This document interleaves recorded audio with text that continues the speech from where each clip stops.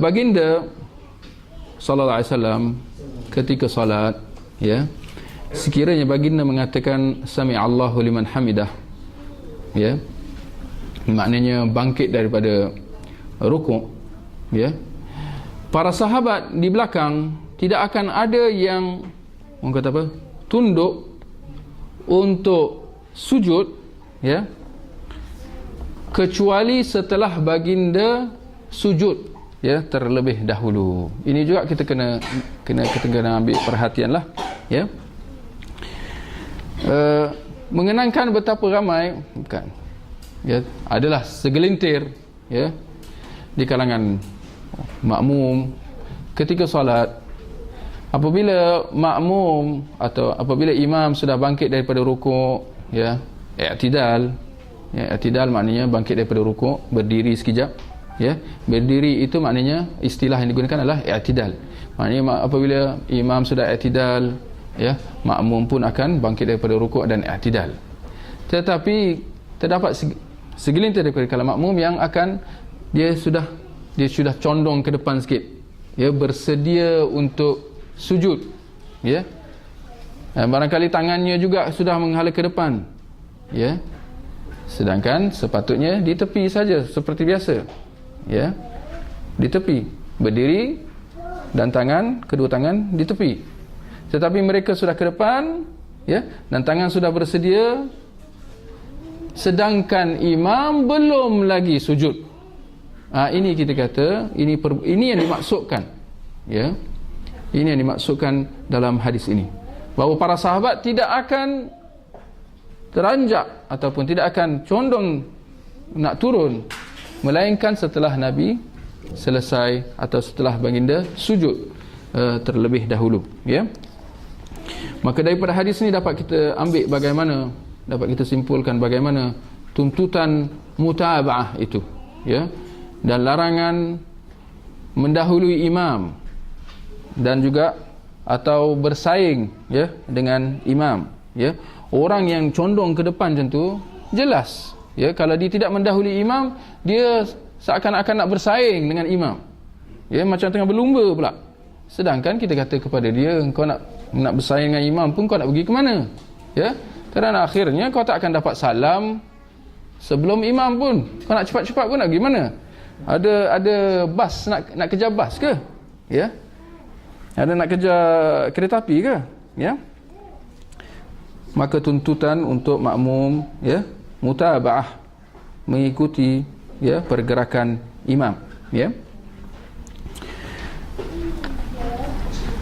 Daripada hadis ini juga dapat kita ambil faedah tentang tuntutan tama'ninah. Tama'ninah, apa arti tama'ninah? Tenang, ya, dan tidak terburu-buru, tidak tergesa-gesa ketika i'tidal. Ya, ini juga satu sunnah yang boleh kita hidupkan, iaitu ketika i'tidal, tak kira imam ataupun makmum, dituntut supaya apa? Apabila diucapkan sami Allahu liman ataupun Allahu akbar, apabila nak rukuk diucapkan Allahu akbar. Di sini juga kita ambil perhatian, ucapan Allahu akbar dituntut apabila bertukar posisi, ya, daripada berdiri ke rukuk. Maka ucapan Allahu akbar kita ketika kita sedang turun untuk rukuk. Begitu juga dengan sami Allahu liman hamidah, daripada imam dan juga makmum kita katakan ketika bangkit daripada rukuk, sami Allahu liman hamidah, kita kena nak bangkit tu, ya, kerana Rabbana walakal hamd adalah ucapan ketika kita sudah sampai berdiri, i'tidal. Maka kita nak bangkit, imam dan makmum mereka mengucapkan sami Allahu liman hamidah. Ini bila dah sampai berdiri, dah selesai sami Allahu liman hamidah, dan diucapkan Rabbana walakal hamd, ya, daripada imam dan juga makmum. Begitu juga Allahu akbar, ya, ketika nak sujud diucapkan ketika daripada imam dan makmum. ketika ya turun, dalam pergerakan turun ke sujud, ya, bukan apabila dah selesai sujud. Kerana ucapan Allahu Akbar ni ialah untuk pergerakan itu. Adapun ketika sujud, seperti mana rukuk, ada sudah lafaz-lafaz zikirnya yang bukan Allahu Akbar. Sebaliknya subhana rabbiyal azim ketika rukuk, adapun ketika sujud subhana rabbiyal a'la, ya. Jadi kita kata perlunya adanya tamakninah. Perlu bila dah bangkit daripada rukuk, kita berhenti sekejap, ambil nafas, ya, sami'allahu liman hamidah, rabbana walakal hamd, ya, supaya orang kata apa, supaya semua anggota itu kembali ke posisinya daripada rukuk. Tadi tengah rukuk kan, bila dah bangun i'tidal, perlu dipastikan semua anggota kembali kepada posisinya. Maknanya bahu tegak, kepala tegak, badan semua tegak, tangan turun ke bawah, lutut lurus. Kerana ada juga yang jenis pencuri-pencuri dalam solat. Apa pencuri-pencuri solat?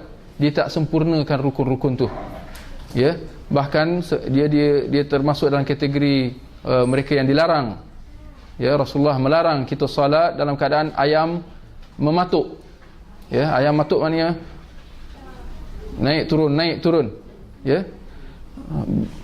Khususnya dalam i'tidal ni, ada yang apabila dia bangun daripada rukuk, tak sampai dia nak berdiri lurus, dia dah turun dah. Ini semua bercanggah, ya, dengan sunnah Nabi sallallahu alaihi wasallam, ya. Maka dikhawatiri, ya, solat mereka, ya, akan rosak kalau bukan sehingga terbatal sama sekali, ya. Maka perlunya tamakninah, ya, ketika i'tidal.